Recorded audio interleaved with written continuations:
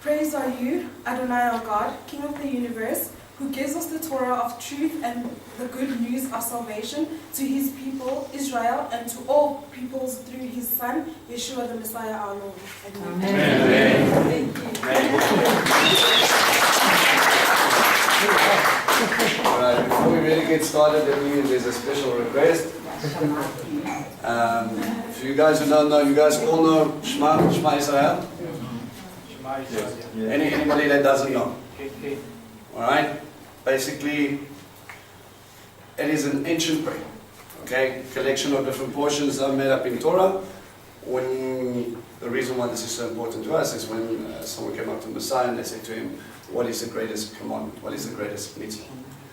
And we have in other Gospels, he'll say, love the Lord your God with all your heart, all your soul, and all your mind. And that's where we stop. We don't realize that's a remez, linking back to a portion of something they understood. Okay? But in Mark it talks about, hear and listen, O Israel, the Lord is God, the Lord is one. Now that's the first line of a prayer. Okay? And it goes into, love the Lord your God with all your heart, all your soul, and all your might. And you will put mezuzah on your doorpost, you'll write God's words on your doorpost. You will wear tzitzit, you will put on tefillin, you will, wherever you go, you're going to be talking about him. When you sit down, you're going to be talking about him. It's just going to be his word on your lips all the time. It goes into teaching your children. You're continually focused on that. So obviously, being a Hebrew thing, they don't say prayers, they sing prayers. All right? So Mark's going to give us a slight demonstration on this. Demonstration. Oh, you want to find the beat?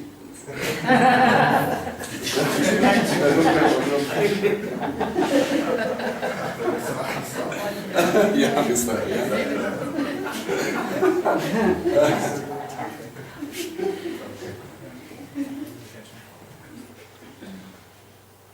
Shema Yisrael Adonai Eloheinu Adonai Echad Baruch Shem Kavod Malchuto Leolam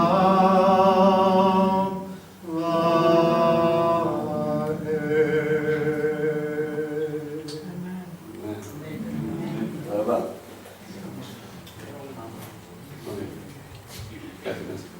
Can everybody hear me? Yes. At the back, you guys fine? Tell you. Right.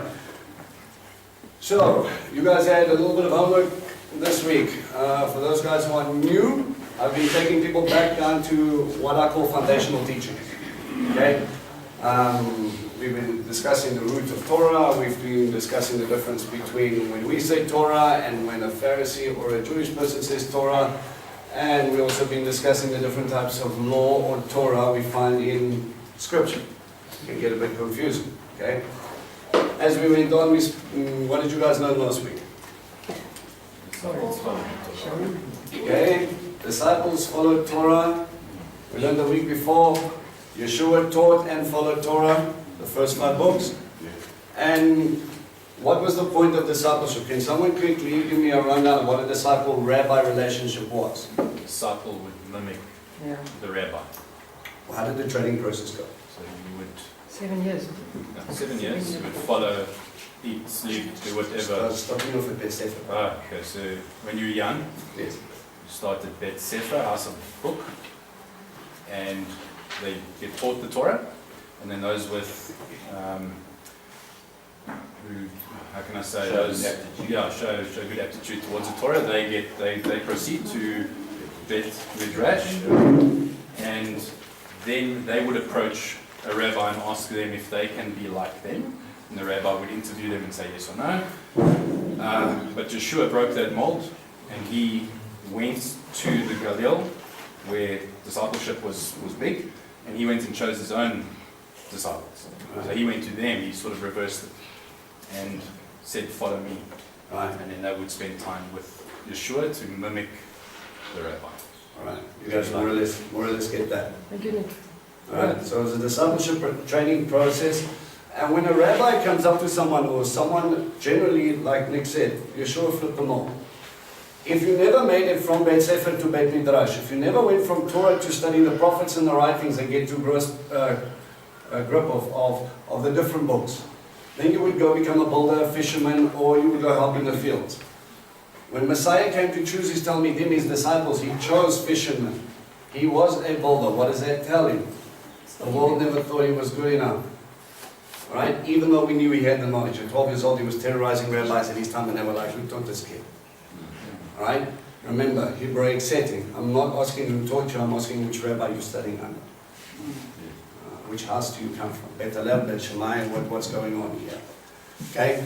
And then they start to become like him. The whole point is, all the words used in Hebrew is Lech Achorai, come and follow after me.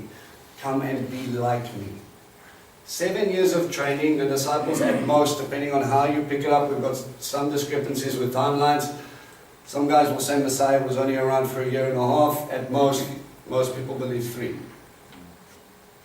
The only reason I'm pointing this out to is traditionally 7 years was the timeline you would be trained, until the rabbi would send you off and say, "I can't teach you anymore, now go and make your own disciples." And we finished off with the Great Commission. In your going, make disciples and teach them all that I've taught you. Teach them to obey all that I've taught you. Right? Baptizing in the name of the Father, the Son, and the Holy Spirit. Where were they supposed to go make disciples? All nations. Of all nations.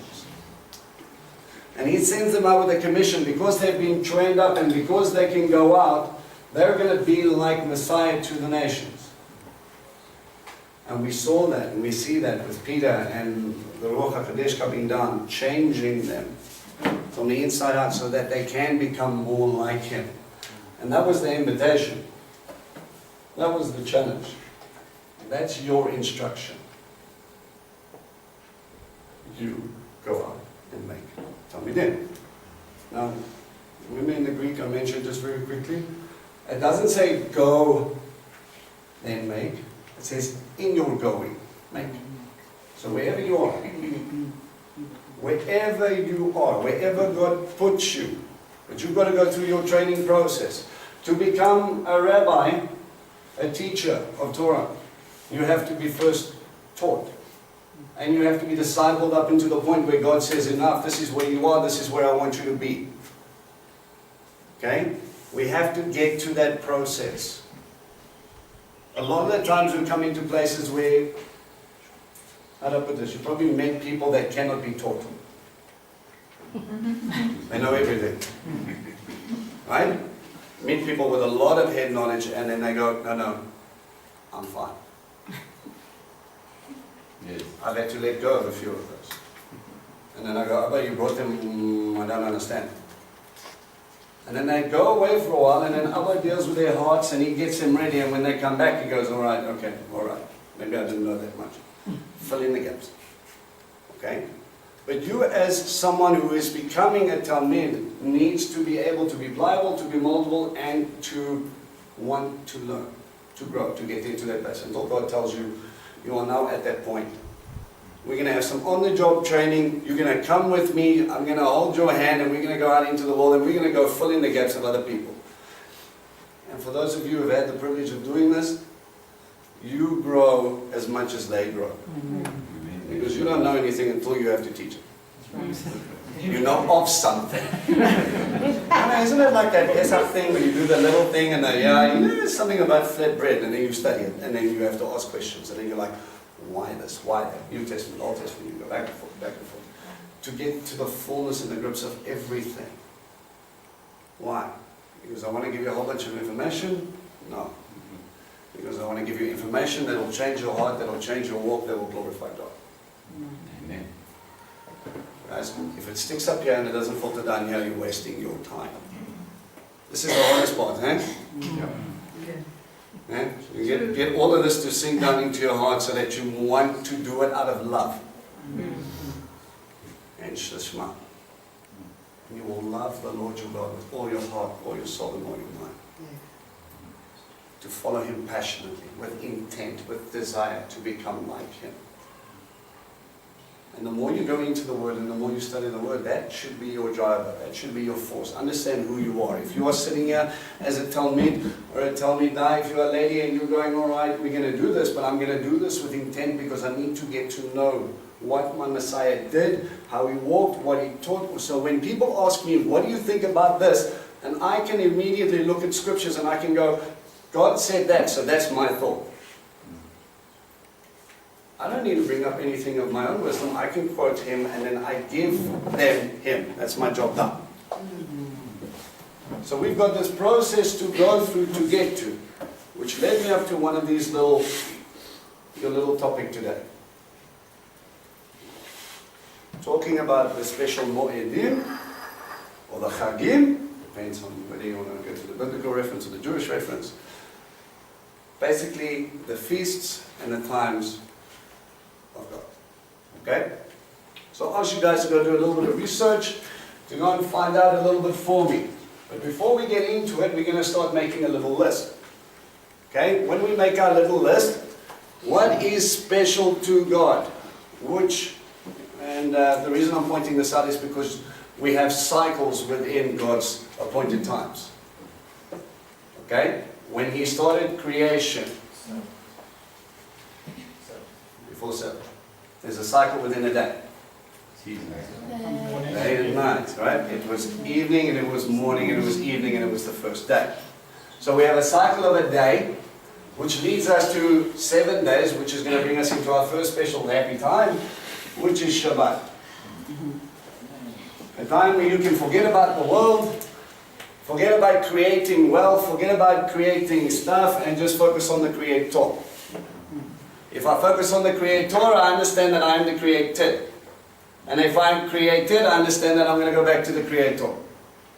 Once a week, we need a reminder. Did I lose anybody with that? No, okay? Lots of it's and nuts.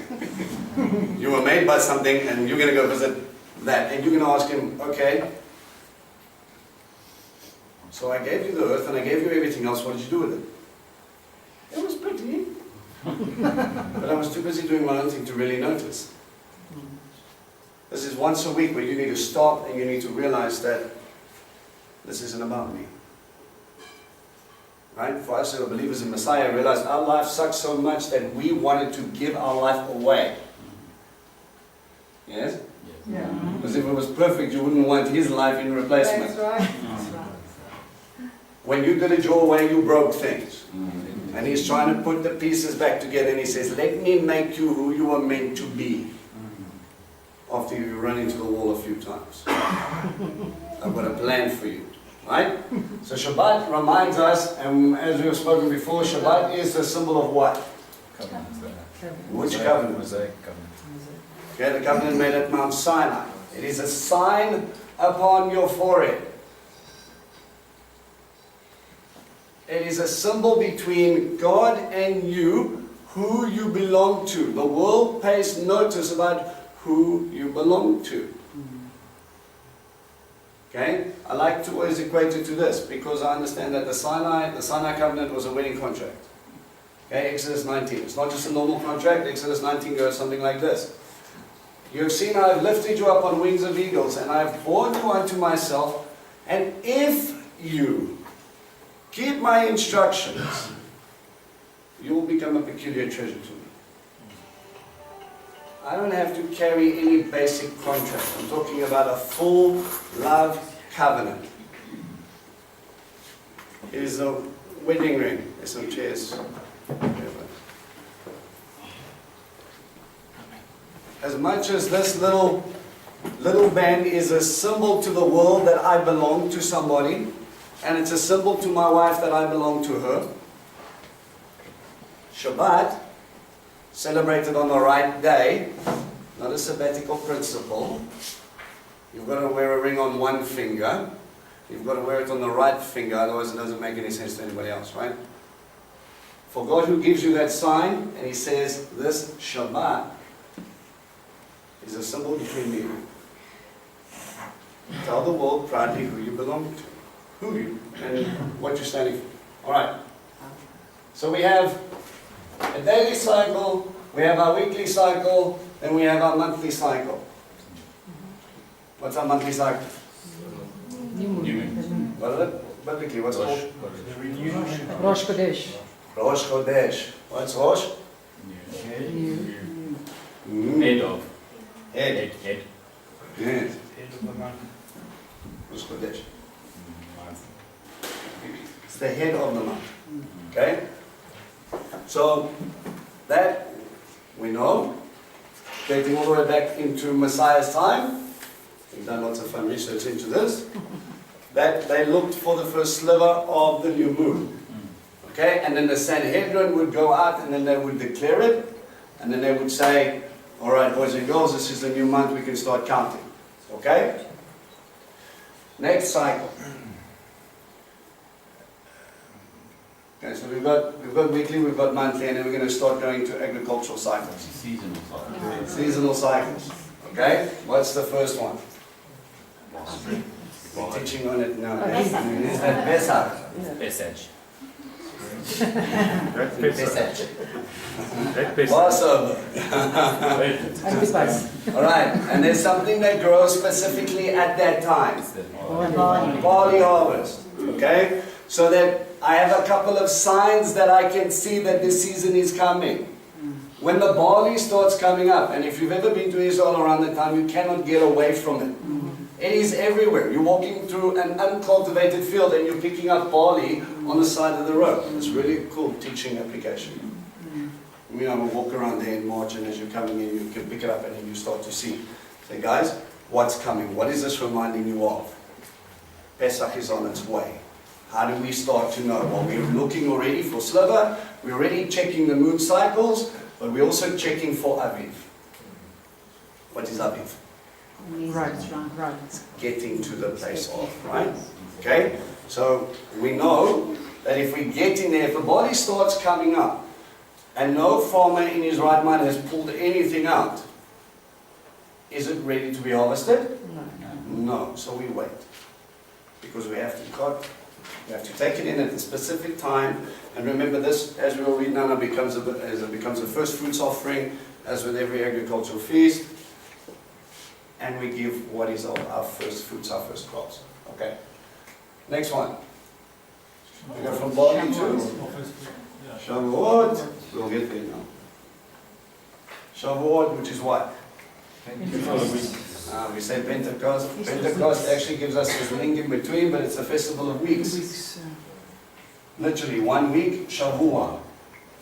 Lots of weeks, Shavuot. Okay? Why is it called the festival of weeks?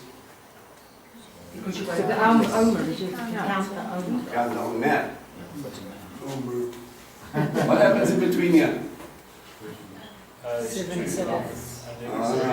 We've got other. Pesach is not just Pesach. Unleavened bread. Alright, so we've got unleavened bread, First fruits. and you've got first fruits, and that creates a link between this and this, which is called counting the Omer. Okay? Guys, we're not going to cover this in one session, okay? I can talk about the Omer for probably 2.5 hours. But I just want to give you a small indication, because as we're going to go through that, we're going to fill in the gaps as we go, okay? So that's going to give us a link. So when we talk about Pesach, we're actually talking about 3 festivals. And when we talk about Pesach and Shavuot, we realize they're called Pentecost. Why is it called Pentecost? 50 days, right? These two, in His grace and understanding, this entire picture is one picture. He doesn't allow it to be counted separately. He links them all together and He puts them there. And we look at the shadows in Torah, and we start to pick up some interesting things later when we look into the Gospels and we see how they correlate. Okay? What comes after that? I'm just going to put a B up for barley, wheat. Okay? For the cycle of, if we carry on with our theme here, looking at grapes and everything else, is Sukkot. Yeah. Sukkot, festival of tabernacles. All right, one sukkah, lots of sukkot. Okay, so that's going to go out. But before we get to Sukkot, because this is in which month? There's a little cluster here. The Lord, 7th. 7th month feast. Right. And we're going to go in to mark the beginning of the 7th month is another festival. Yom Teruah. Yom Teruah. Which is what? Feast of Trumpets. Publicly, Feast of making noise. Make that noise. yeah, feast of making a big noise. That's what it is. What makes the big noise in Israel? A shofar. Shofar. So we blow a shofar, right? Okay, what happens in between Yom Teruah? Oh wait, before we get there, what is this one's alias name? Rosh Hashanah. Rosh Hashanah. That's how He you said say it. before, the head of the week, the head of the year should be month of Aviv. Yeah. Right. The problem is we've got two different calendars and cycles going into us, and I'll explain now in a minute. What am I missing? Yom Kippur. Yom Kippur. Yom Kippur. The atonement. Atonement, the holiest day in God's calendar.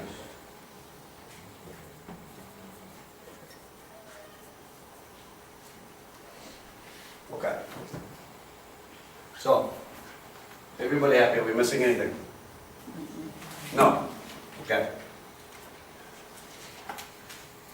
We're going to find out at this. What's Sabbaths in Hebrew? Shabbatot. Okay?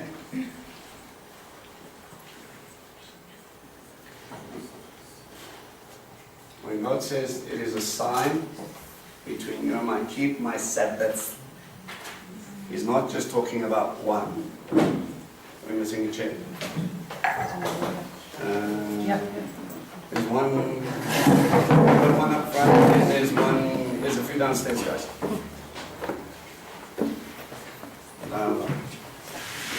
Okay. So when God talks about His Sabbaths, His Shabbatot, realize that signs and symbols, and you'll see this when you study it. Again, I don't have time to go in all this. I want to give you a picture. These, except for Rosh Chodesh, all have Sabbaths. Okay? They're all signs and seasons. They're all teaching you about Him and His provision. They're all talking about His abundance. But, that's just from a physical standpoint. I'm going to play with the spiritual a little bit as well. Okay. So, I think it was Uncle Conrad that mentioned now, we've got a bit of an issue. Rosh Hashanah, the head of the year. Is that really the head of the year? Okay, we call this Jewish New Year. Right? We've got biblical reference. We can smile and we can nod at them, but there's something else that goes on in the 7th month that we need to be aware of. Huh? No, not Tekufah. He's not Tekufah. No, not yet.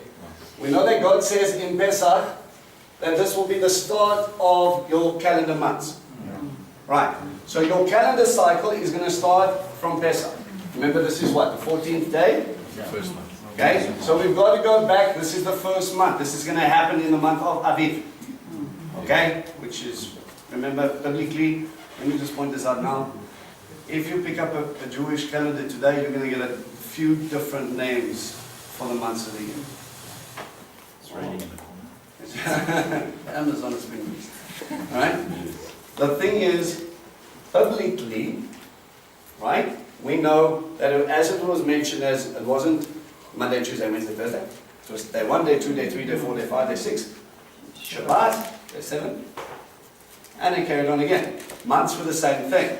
Month 1, 2, 3, 4, 5, 6. And then later, because of many other things, we started to change the names. Now you will pick up a Jewish calendar and it'll say, welcome to the month of Tammuz. It is the month of Tammuz. And then when you Google what is Tammuz, Something else. Babylonian deity. So now all of a sudden we've got what is going on. Why do I have Babylonian god God lists names in the month that I'm supposed to be focusing on. Problem is they spend a lot of time in Babylon, and that affected their thinking, and it also affected their practices. Just like we have South African Jews that are very in love with boerewors, as long as it's kosher. And when you go over to Israel, those who have made Aliyah, they would give their left toe for some kosher boerewors. No one else gets it. Okay? It starts to frame your way of thinking. You've been here for a while. You've understood. So Babylonian thinking, legalistic lawyer mindset thinking has crept in, and many didn't really leave, as we know, because we have the festival of Purim. Esther, Hadassah, we still got Jews living in Babylon, even though the decree has been issued, they can go home. They hang around, and they hang around for a long time. Okay? It's comfortable. It's easier. So they stay. Anyway. Pesach, the first of. If we get to Rosh Hashanah, now we go, obviously they've lost the plot, because how can there be two head of the years? Something happens in the 7th month that is linked to another festival or another very important time. That the cycle goes from 7th month, specifically on this day, Yom Kippur, on the 10th day, every so many years. It's a 7-year cycle and Right, we have this being the start of the Shemitah, which is every 7 count 6 years, 7th year the land rests. But also linked to that Shemitah, we come to the 50th, which is the year of Jubilee or the Yovel. That, according to God's word, happens from Yom Kippur to Yom Kippur, and we count that cycle. But it's the 10th of the month. How can we do that? Surely, as we should see the crescent, in the 7th month, something big must happen. Hence the reason we have this tradition. You see, but God, being God, understands that we need pictures and stuff to be able to get us into reminder. Okay, so we're going to go in a little bit into each one, and we're going to start to see what the heart is telling us and what biblical references you can use. Right? Okay. So we've spoken a little bit about Shabbat. Talk to me about Pesach, very quickly. What happened? Old Testament first. Coming out of Egypt. Okay, so God does some crazy stuff. The Exodus. Yes, otherwise known as the plagues. If you were an Egyptian, I wonder if you were a Hebrew. I don't believe God's doing that. That's amazing. On the side of the cap, not so amazing. Can someone get rid of the frogs, please? If you were sitting in Goshen, it wasn't that bad. Okay, God literally comes down and He shakes heaven and earth to get people's attention. Yeah. Pay attention, because this Pesach cycle happens not only again when Messiah comes, but also similarities in the plagues get your attention when you talk about Revelations and end times. Right? The point, those of you who have been here for a while, point of plagues 1, 2, and 3. To show them who God is. Right. Who is God? That's important because Egypt worshipped 22 to 27 different deities at that time. So He says, I'm going to give them this, this, and this to show them I alone am. Plagues 4, 5, and 6, point. I can distinguish between who are my people and who aren't. That's why all of a sudden we get light in Goshen and darkness everywhere else. It says, I can protect you in the midst of this. This is not a, as many people like to do it, oh, it must have happened over the entire region. No. Okay? God literally goes, don't worry, I'm just going to hold you guys safe here and everybody else is going to struggle. Plague 7, 8, and 9. I have no equal. I'm going to do things that were never done before. You talk about hail, as which has never seen and will never again be seen. ... Fast forward Revelations, talking about what? 35 kilogram hailstones.